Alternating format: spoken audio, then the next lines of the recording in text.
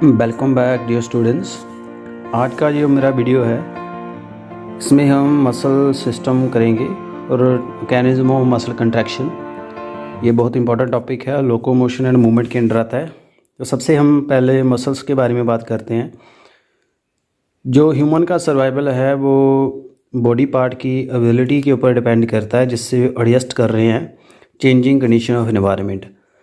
So movement constitute the major part for this adjustment. तो movement जब हम एक प्लेस से दूसरी प्लेस पे जाते हैं, जब बॉडी मूव करती है, उसमें काफ़ी रोल रहता है एडजस्टमेंट के लिए।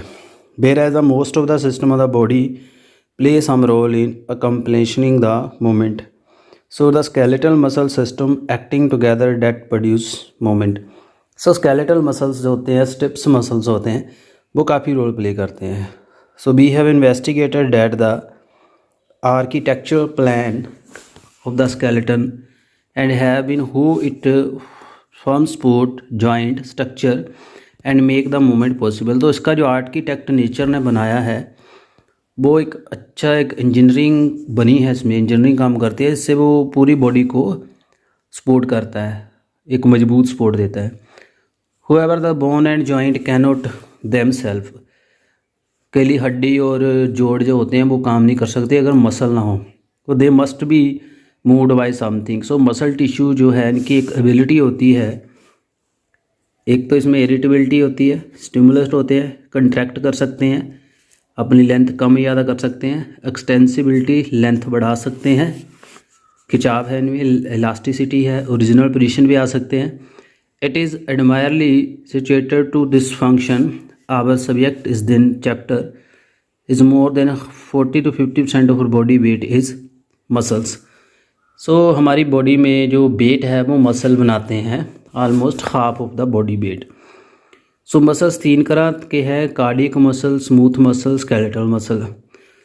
सो मेन हम स्केलेटल मसल के ऊपर ही बात करेंगे।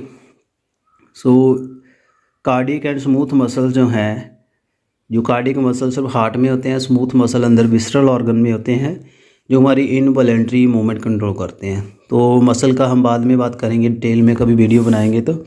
सो आज हम सिर्फ मैकेनिज़्म के ऊपर बात करेंगे स्केलेटल मसल की। सो जो जनरली अगर हम देखें, जो मसल्स हैं मूवमेंट भी करवाते हैं, हीट भी प्रोड्यूस करते हैं।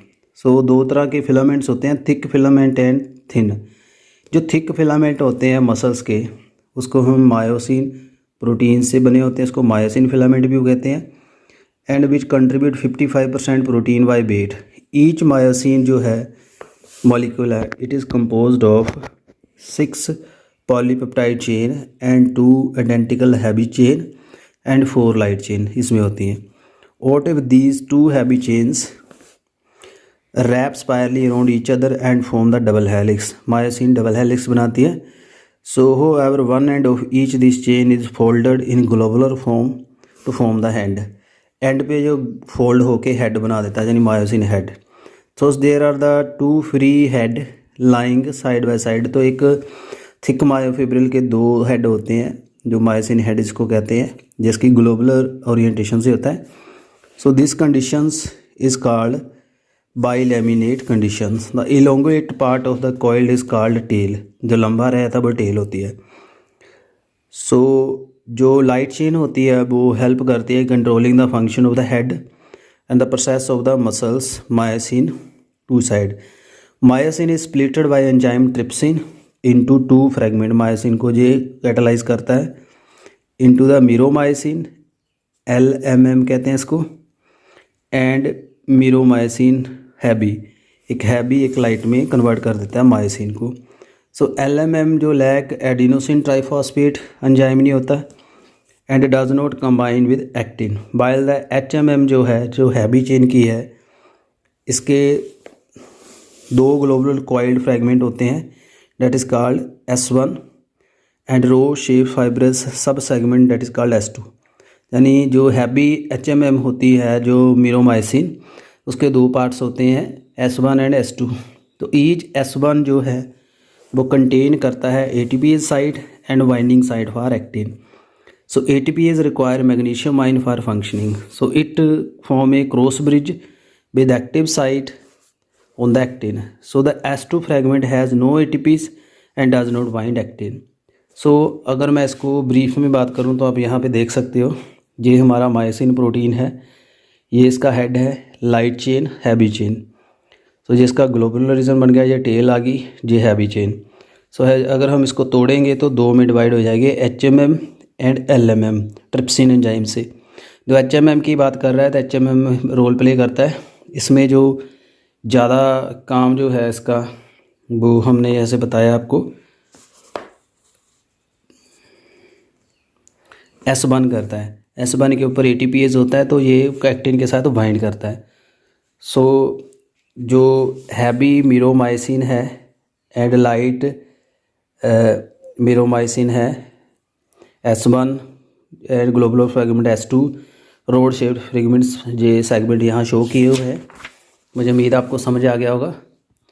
जो आपकी मायोसिन मॉलिक्यूल है with in the myosin filament look like, इस तरह से ये नज़र आता है। ये थिक पूरा मायोसिन का फिलामेंट है जिसका हेड वगैरह है। थिन फिलामेंट होते हैं, थिन फिलामेंट जो है इसको एक्टिन फिलामेंट भी कहते हैं। इसके प्रोटीन्स होते हैं एक्टिन, ट्रोपोमाइसिन एंड ट्रोपोनिन। अगर एक्टिन की बात करें तो ये ग्लोबुलर प्रोटीन है and form low molecular weight. It occur in two form, ये G form and F form में होती है। G होती है ग्लोबुलर जो सिंगल फॉर्म में है, तो फिलामेंटस में लॉन्ग चेन बन जाती है, उसको फिलामेंटस कहते हैं। सो जो पॉलीमराइजेशन होती है, जो G एक्टिन होती है वो एक्टिन में कन्वर्ट हो जाती है with the help of magnesium ion. उसके बाद प्रोटीन आती है ट्रोपोमाइसिन। जो ट्रोपोमाइसिन प्रोटीन होती है ये डबल स्टैंडर्ड होती है, अल्फा हेलिकल रॉड होती है। It is fibrous molecule that attaches of the F actin in groove between its filament. So the resting state, the tropomyosin molecule are believed to cover up the active site of the actin so that the cross bridge formation cannot occur between the actin and myosin cause contraction. तो बात क्या कर रहा है, जब rest होती है तो जो ट्रोपोमाइसिन मॉलिक्यूल्स है वो कवर्ड अप होता है। जो ट्रोपोमाइसिन होता है उसके एक्टिव साइट कवर होती है, इसलिए वो ऐड नहीं होता। यानी ट्रोपोमाइसिन जो थिन फिलामेंट का है उसके ऊपर ही मायोसिन हेड बाइंड करता है। उसके बाद आती है ट्रोपोनिन, क्योंकि मायोसिन यहाँ लिखा हुआ है तो मायोसिन से ट्रोपोमाइसिन ही बाइंड करती है। जो ट्रोपोनिन है ये कम्प्लेक्स है 3 पॉलीपेप्टाइड का। Troponin T TPT bind to the tropomyosin and the other 2 troponin जो हैं troponin 1 TP1 inhibit the F actin myosin interaction and also bind the other component of troponin. It has affinity for F actin. Troponin C जो है calcium binding है, इसकी strong affinity है for calcium ion, believe to initiate the contraction. जो इसमें ट्रोपो C है contraction कराएगी जो कैल्शियम वाली है, यही जो हमारी ट्रोपोमाइसिन है उसको बाइंडिंग करवाती है। जो ट्रोपोनिन I है ये बाइंडिंग को रोकती है। तो मुझे उम्मीद है आपको थिक एंड थिन फिलामेंट की प्रोटीन्स का क्लियर हो गया होगा। अभी आप यहाँ देख सकते हो ये पूरा थिन फिलामेंट बताया हुआ है। जे एक्टिन F एक्टिन है फिलामेंटस, इसके ऊपर ट्रोपोमाइसिन प्रोटीन्स है जो माइसिन हेड से बाइंड करेगी। जे ट्रोपोनिन है, इसके 3 पार्ट हैं, troponin C, troponin I, troponin T। जो ट्रोपोनिन T है ये आपको पता ही है बाइंड करता है विद ट्रोपोमाइसिन, और ट्रोपोनिन C भी। जो ट्रोपोनिन I है वो रोकता है। तो यहाँ इसके कंपोनेंट बताए हैं ट्रोपोमाइसिन और ट्रोपोनिन। तो ये इसके कंपोनेंट हैं, मुझे उम्मीद आपको समझ आ गया होगा। और अब इसमें अगर मॉलिक्यूलर अरेंजमेंट देखें तो आपको ऐसे नज़र आएगा, थिक एंड थिन फिलामेंट, और ये इनमें क्रॉस ब्रीजिंग है। अब इसका मैकेनिज़्म क्या है ये समझने वाली बात है। सो इसको जो एंड्रयू हक्सले थे एंड राल्फ निंडर्क, उन्होंने यहाँ पे स्लाइडिंग फिलामेंट थ्योरी दी थी। उन्होंने कहा था जो थिक फिलामेंट के ऊपर थिन स्लाइड करते हैं। During the process of the muscle contraction the thin filament show sliding inward toward the H zone. Sarcomere short हो जाते हैं without changing the length of thin filament. Thick filament the cross bridge of the thick myofilament connect with the portion of actin and thin myofilament. These cross bridge move on the surface of the thin myofilament, जो resulting the sliding of the thin and thick myofilament together. The length of thick and thin filament does not change, but H zone he cover होता है। बात क्या कर रहा है यहाँ आप ध्यान से देखिए, ये स्लाइडिंग फिलामेंट थ्योरी बता रही है कैसे मसल कंट्रैक्ट हो रहा है।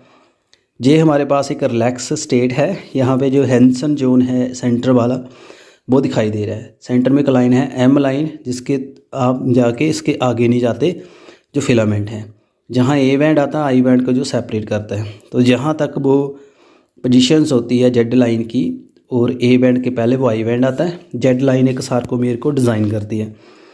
तो यहाँ आप देख सकते हो ये क्रॉस ब्रिजेस हो है, ये थिन फिलामेंट है और यहाँ ये थिक फिलामेंट है मायोसिन के। तो ऐसे ही स्लाइड करेंगे थिक फिलामेंट जब, तो ओरिजिनल साइज़ रहेगा, बट ये जब स्लाइडिंग होगी तो एच जोन कवर हो जाएगा।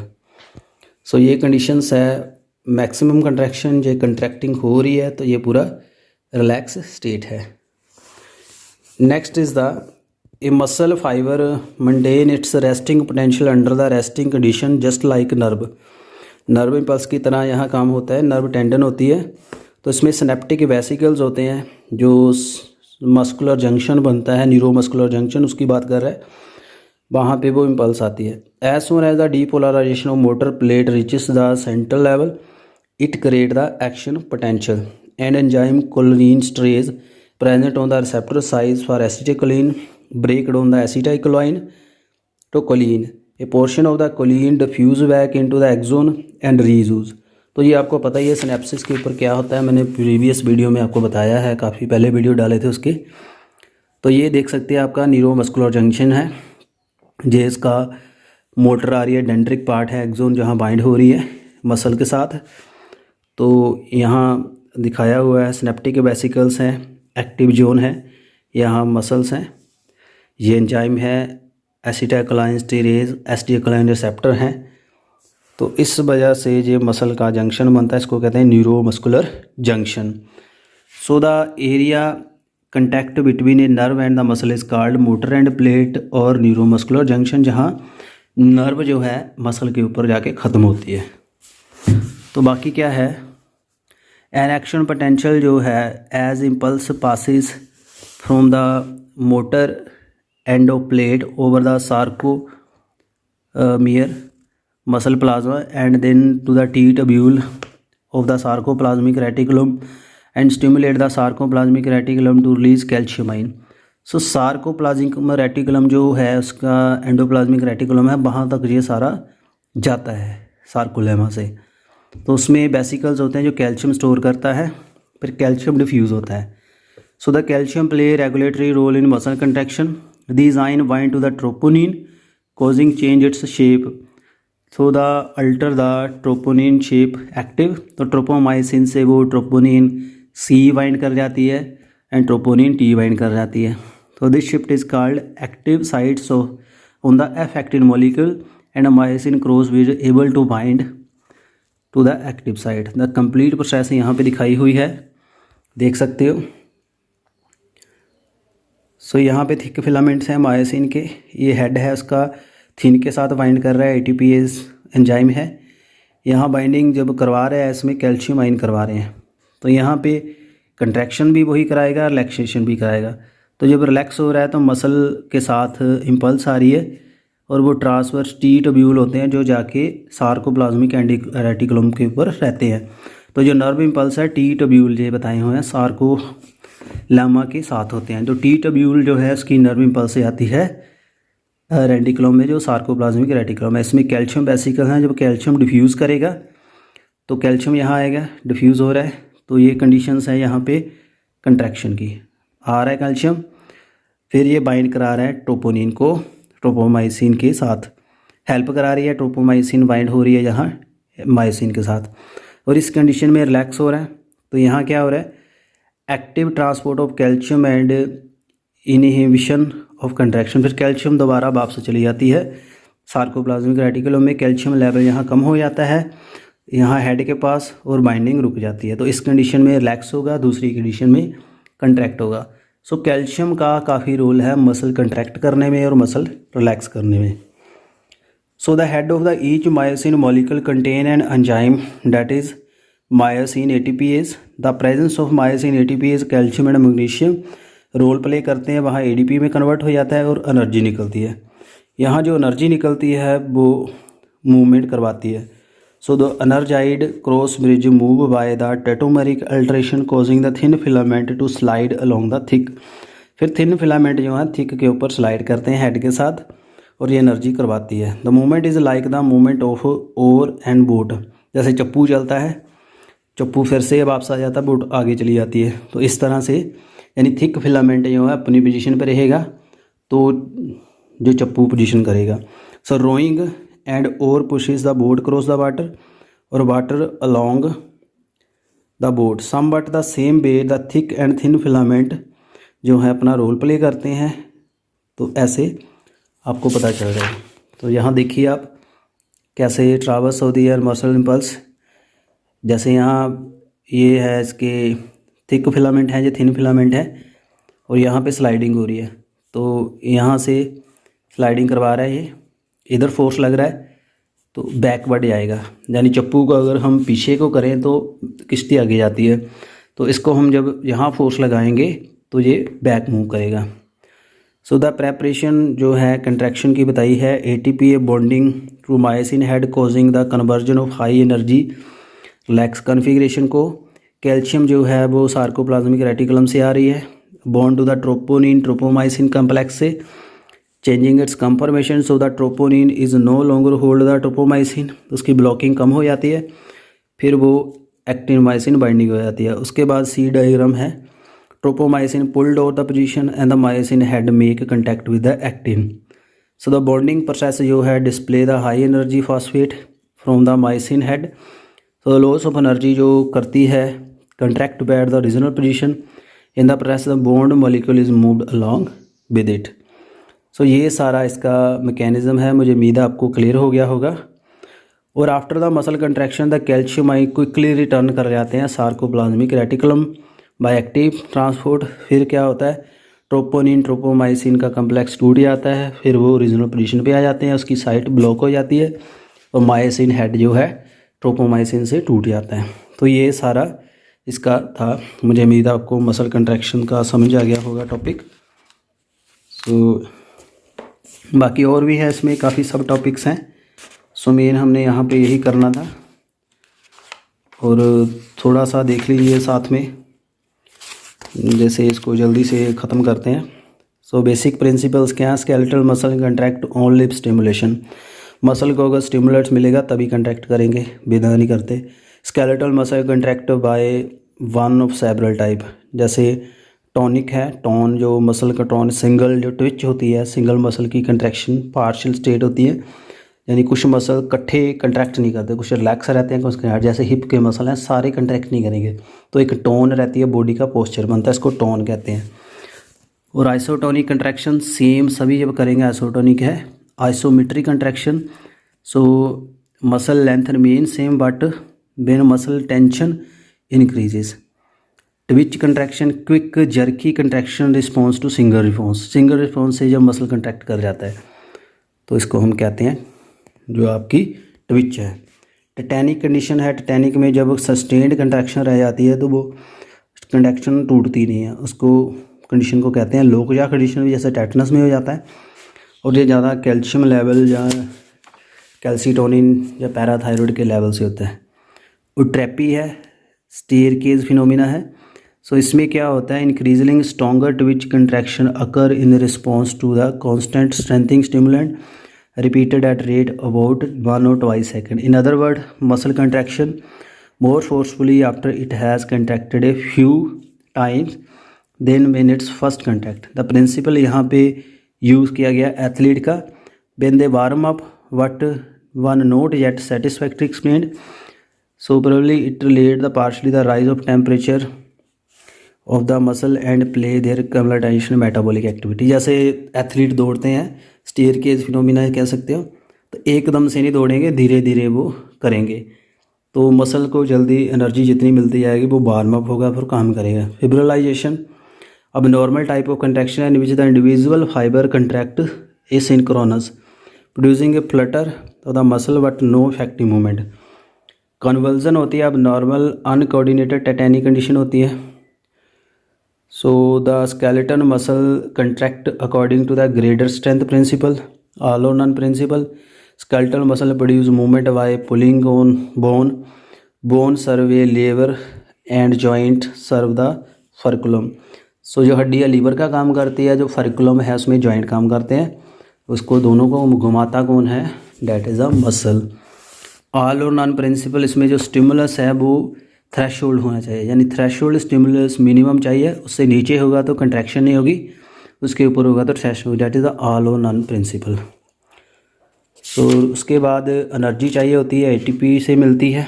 क्रेटिनिन फास्फेट होता है, एंजाइम है जहाँ पे क्रेटिनिन फास्फेट क्रेटिनिन निकल हुआ एटीपी बन रही है। तो साथ में ऑक्सीजन डेबिट आ जाती है जब हम ज़्यादा एक्सरसाइज करते हैं, जब मसल से सस्टेन्ड एक्सरसाइज कमी आ जाएगी इसकी ऑक्सीजन डेबिट की, और मसल को ऑक्सीजन नहीं मिलेगी तो मसल कंट्रैक्शन कम हो जाएगी।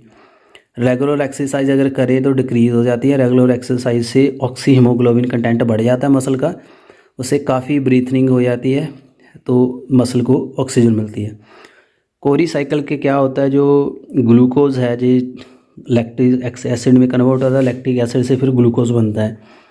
मसल फटीग जब ज़्यादा कंट्रैक्शन करेंगे तो लैक्टिक एसिड जो टूटना शुरू हो जाता है एनरोबिकली और कम्युलेट होना शुरू हो जाता है मसल में, तो उससे काफ़ी दर्द रहती है, गांठें पड़ जाती हैं और बाद में धीरे धीरे ठीक हो जाती हैं। सो फ्रेंड, ये था सारा टॉपिक। बाकी इसमें रेड एंड वाइट मसल का भी बताया है, जो भी पढ़ सकते हो। रेड मसल फाइबर जो बच्चों में ज़्यादा होते हैं और ये हीट ज़्यादा जनरेट करते हैं, वाइट मसल फाइबर जो ये इसकी हीट जनरेशन पावर कम होती है।